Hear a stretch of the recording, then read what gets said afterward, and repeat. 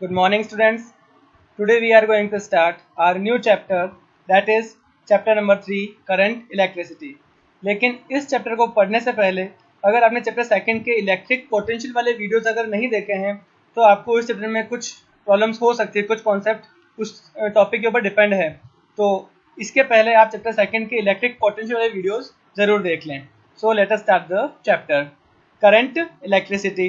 जो चैप्टर हमने chapter first और सेकंड पढ़े थे वो थे इलेक्ट्रोस्टैटिक। इसका मतलब ये है कि जब हमने वो चैप्टर पढ़े थे तो उसमें चार्ज की, इलेक्ट्रिक चार्ज की सारी वो प्रॉपर्टीज पढ़ी थी जो क्या होती है, चार्ज के रेस्ट में होने के कारण प्रोड्यूस होती है। चार्ज अगर रेस्ट में है तो उससे जो प्रॉपर्टीज प्रोड्यूस हुई, इलेक्ट्रिक फील्ड, इलेक्ट्रिक पोटेंशियल, तो ये सारी जो प्रॉपर्टीज हमने इस तरह की जो प्रॉपर्टीज थी वो इलेक्ट्रोस्टैटिक थी।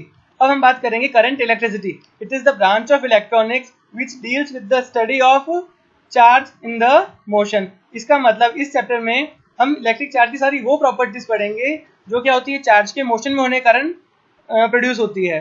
ठीक है, तो first topic is electric current. ठीक है, इलेक्ट्रिक करंट हम कुछ एग्जांपल समझते हैं। जिस तरह से क्या होता है, लिक्विड हमेशा हाई ग्रेविटी प्लेन से लोअर ग्रेविटी प्लेन में फ्लो होता है। Always heat also flows from higher temperature to lower temperature. तो इसी तरह से जो चार्ज भी है, charge is also always flows from higher potential point to lower potential point. ठीक है, ये कभी भी लोअर पोटेंशियल से हाई पोटेंशियल तरफ नहीं जाता। जिस तरह से लिक्विड भी हम बात करें तो कभी भी नीचे से ऊपर की तरफ फ्लो नहीं होता है, हीट भी लोअर से हाई टेम्परेचर तरफ फ्लो नहीं होता है, वैसे चार्ज भी हमेशा हाई पोटेंशियल से लो पोटेंशियल तरफ फ्लो होता है। और यही कॉन्सेप्ट हमने इलेक्ट्रिक पोटेंशियल की डेफिनेशन पढ़ी थी, उसमें भी पढ़ा था। According to electric potential, electric potential is such reason which decides the direction of a flow of charge. Electric potential ही वो कारण है जो क्या करता है, इलेक्ट्रिक चार्ज के फ्लो को डिसाइड करता है कि इलेक्ट्रिक चार्ज किस डायरेक्शन में फ्लो होगा।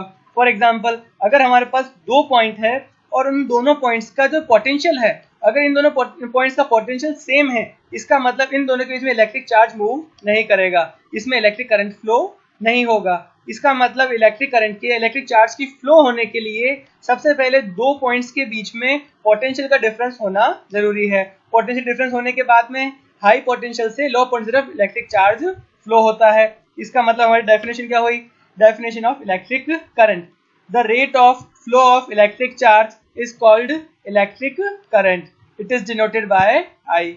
इसका मतलब यह है कि जिस तरह हमारा करंट फ्लो होगा तो चार्ज के कितने टाइम में कितना चार्ज फ्लो हो रहा है, I is equal to Q divided by T, the time rate of flow of electric charge. ठीक है, इसकी यूनिट क्या होगी, जो चार्ज है, चार्ज को मेजर करते हैं कूलॉम में, टाइम को मेजर करते हैं सेकंड में। इसका मतलब कूलॉम पर सेकंड को हम बोलते हैं एम्पियर। तो एम्पियर है इलेक्ट्रिक करंट की यूनिट। फिर जब हम बोल रहे हैं कि इलेक्ट्रिक चार्ज फ्लो हो रहा है, the rate of flow of electric charge, तो इलेक्ट्रिक चार्ज तो दो तरह के होते हैं। हम बात करते हैं positive charge. Positive charge flows from high potential to low potential, but negative charge flows from lower potential to higher potential. जो नेगेटिव चार्ज है, नेगेटिव चार्ज बोल सकते हैं, इलेक्ट्रॉन्स बोल सकते हैं। तो इलेक्ट्रॉन्स के जो फ्लो होते हैं वो हमेशा लोअर पोटेंशियल से हाई पोटेंशियल तरफ फ्लो होते हैं। चलिए इसका हम रीजन देखते हैं कि ऐसा क्यों होता है। Reason, if a negative charge is placed in an electric field E, then this charge will experience a force. E जो हम क्या करते हैं, नेगेटिव चार्ज को इलेक्ट्रिक फील्ड में रखते हैं तो उसके ऊपर क्या फोर्स लगेगा, तो उस फोर्स की वैल्यू होगी F is equal to minus E। ये फॉर्मूला हमने लिखा कहाँ से, हम जानते हैं electric field intensity is force divided by charge. तो यहाँ से फोर्स क्या हो जाएगा, charge multiply by electric field. Charge की वैल्यू, नेगेटिव चार्ज की बात कर रहे हैं हम, तो minus E multiply by electric field. और ये जो माइनस साइन है, ये माइनस शो करता है कि इस नेगेटिव चार्ज में जो फोर्स लग रहा है, इस नेगेटिव चार्ज के फोर्स की डायरेक्शन इस इलेक्ट्रिक फील्ड के डायरेक्शन के अपोजिट है।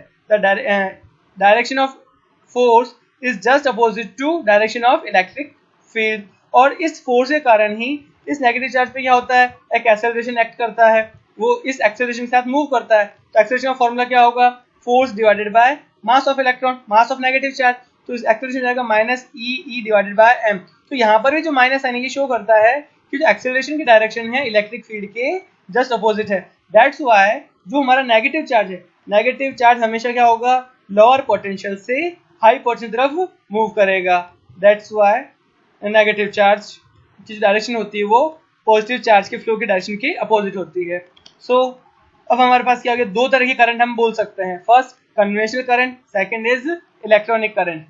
Conventional current, the current which flows from high potential to low potential is called conventional current and that is due to positive charge. जो positive charge flow होता है, तो positive charge के कारण जो करंट मिलती है उसको हम कहते हैं कन्वेंशनल करंट, और इसके just opposite electronic current, the current which flows from low potential to high potential is called electronic current and that is current due to negative charge. जो नेगेटिव चार्ज के कारण जो करंट हमको मिलती है उसको हम बोलते हैं इलेक्ट्रॉनिक करंट, ठीक है। और इसकी डायरेक्शन होती है पॉजिटिव चार्ज के फ्लो के जस्ट अपोजिट। इसका मतलब क्या हुआ, the direction of electric current, direction of electric current is in the direction of flow of positive charge. हम हमेशा जो इलेक्ट्रिक करंट की डायरेक्शन है वो पॉजिटिव चार्ज के अकॉर्डिंग ही लेते हैं। जिस चार्ज में क्या होता है, पॉजिटिव चार्ज फ्लो होता है, उसी को हम बोलते हैं इलेक्ट्रिक करंट की डायरेक्शन। और अगर हम इसको इलेक्ट्रॉन्स की फॉर्म में बात करें तो जो इलेक्ट्रिक करंट डायरेक्शन है, इलेक्ट्रॉन्स के जो फ्लो होता है उसके जस्ट अपोजिट डायरेक्शन में होगी। So direction of electric current is in the direction of flow of positive charge and opposite to direction of flow of negative charge. Is it clear? चलिए the next, electric current is scalar quantity. अब ये बहुत बड़ी problem हुई।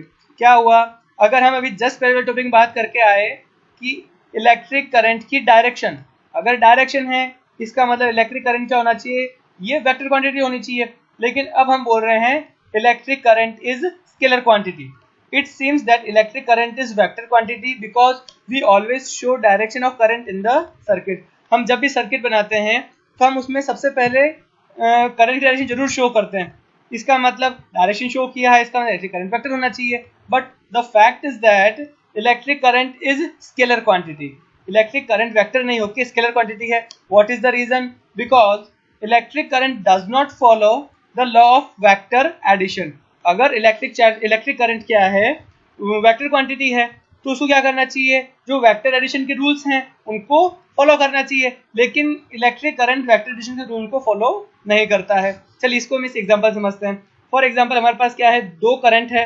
अगर ये vector quantity है तो इनके बीच का जो एंगल होगा, इस एंगल के अकॉर्डिंग ही रिजल्टेंट करंट आएगा।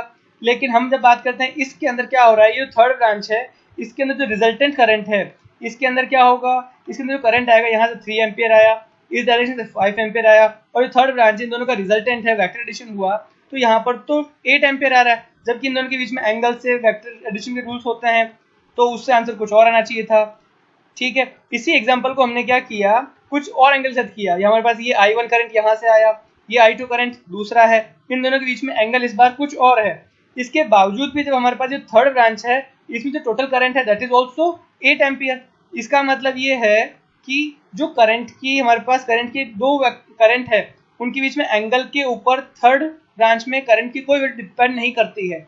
इसका मतलब ये है कि हमारे पास जो इलेक्ट्रिक करंट है ये वेक्टर एडिशन के रूल को फॉलो नहीं करता है, ये कुछ और रूल्स को फॉलो कर रहा है, जिसे हम बोलते हैं Kirchhoff's law of vector, Kirchhoff's law of electric current. ये हम इसी चैप्टर में आगे पढ़ेंगे। उसके अकॉर्डिंग ही हमारे पास क्या होता है, किस ब्रांच में कितना करंट फ्लो होगा उसको हम डिसाइड करते हैं। लेकिन वेक्टर एडिशन से रूल को फॉलो नहीं करता है। That's why electric current is a scalar quantity, not a vector quantity. Okay, the next, current density. Current density, it is defined as the amount of current flowing per unit cross sectional area. It is denoted by J. क्या होता है, जो current density है, हम क्या कह रहे हैं, जब भी कोई करंट फ्लो हो रहा है तो हम उसके बीच में अगर किसी क्या करते हैं, किसी क्रॉस सेक्शनल एरिया को इमेजिन करते हैं, तो पर यूनिट एरिया में कितना करंट फ्लो हो रहा है उसी को हम बोलते हैं करंट डेंसिटी। फॉर एग्जांपल हमारे पास क्या है, ये करंट फ्लो हो रहा है, इसके बीच में अगर हम ये हमारे पास ये कोई एरिया है, तो इस एरिया के पर यूनिट एरिया में से कितना करंट फ्लो हो रहा है, इसी को हम बोलते हैं current density. Current density is current per unit area. उसका फॉर्मूला क्या हो जाएगा, current divided by area. Unit क्या हो जाएगी, करंट को मेजर करते हैं एम्पियर में और एरिया को मेजर करते हैं मीटर स्क्वायर में। ठीक है, again current density is a vector quantity. Vector quantity इसका मतलब इसकी डायरेक्शन भी होगी, तो direction of current density is in the direction of electric current. जिस डायरेक्शन में इलेक्ट्रिक करंट फ्लो होता है उसी डायरेक्शन में करंट डेंसिटी की डायरेक्शन होती है। फॉर एग्जांपल हमारे पास, अब हम इन दो एग्जांपल्स को कंपेयर करते हैं। क्या हुआ, हमारे पास अगर करंट की डायरेक्शन फ्लो हो रहा है और जो हमारा एरिया हमने माना है वो एरिया इस करंट के परपेंडिकुलर ही है, इसका मतलब एरिया वेक्टर करंट एक ही डायरेक्शन में है, तो इस केस में हमारे पास जो फॉर्मूला है J is equal to current divided by area. लेकिन ये जो एरिया वेक्टर है, जो क्रॉस सेक्शनल एरिया है, ये हमारे जो परपेंडिकुलर नहीं होके करंट के साथ क्या है, कुछ एंगल बनाते हुए होता है। फॉर एग्जांपल ये हमारा परपेंडिकुलर वेक्टर ये होता है, ये हमारा एरिया इस तरह से होना चाहिए, लेकिन इस तरह से नहीं होके ये जो क्रॉस सेक्शन एरिया है ये इस तरह से है, तो इन दोनों के बीच में क्या है, कुछ एंगल है, और ये जो एंगल थीटा है इसके कारण जो हमारा फॉर्मूला होगा वो चेंज हो जाएगा। तो हमने क्या कहा, एरिया की जो डायरेक्शन, एरिया वेक्टर की डायरेक्शन इस तरफ आ जाएगी, क्योंकि हम वो क्या बोलते हैं, जो आपका एरिया है, एरिया के परपेंडिकुलर ही एरिया वेक्टर की डायरेक्शन होती है। यही कॉन्सेप्ट मैंने चैप्टर नंबर 1 में भी पढ़ा था इलेक्ट्रिक फ्लक्स के टाइम। तो जो एरिया वेक्टर है, एरिया वेक्टर डायरेक्शन क्या हुई, इस एरिया के परपेंडिकुलर। लेकिन हम क्या करेंगे, इसका जो रिसोल्यूशन करेंगे तो इस डायरेक्शन में जो थीटा यहाँ पर है, तो इस डायरेक्शन जो कंपोनेंट होगा that will be a cos theta.